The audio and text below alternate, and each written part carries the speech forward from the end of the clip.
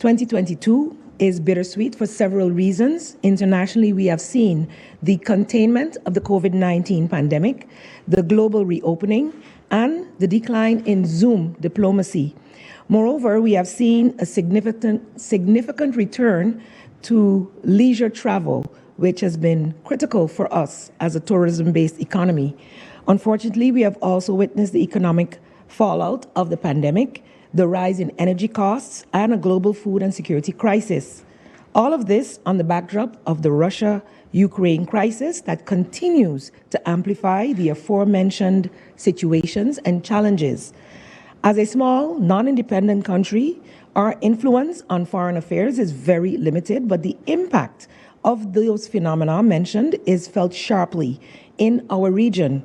St. Martin remains committed to working with our international and regional partners, including organizations and like-minded countries. The relationship with the Ministry of Foreign Affairs is critical in achieving this, and the COB, which we took part in today, remains an important vehicle for us in ensuring that all our concerns are considered, pooling together our collective resources and expertise in the formulation of a kingdom foreign policy that includes a strong SIDS perspective, as my colleague Waver Cruz mentioned.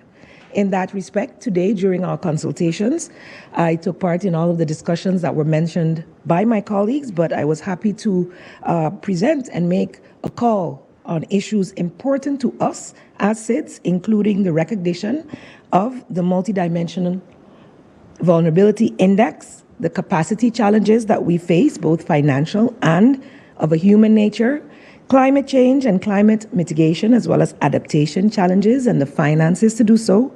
And in that regard, the upcoming COP27, and moreover across all international platforms within which we speak as a kingdom, I truly stress the importance of a position that is inclusive and reflects the realities of all parts of the kingdom. It's been an honor to represent the people of St. Martin in this COB discussion, consultation, and I look forward to the concrete afspraken, as was mentioned, and decisions and actions that will follow from this.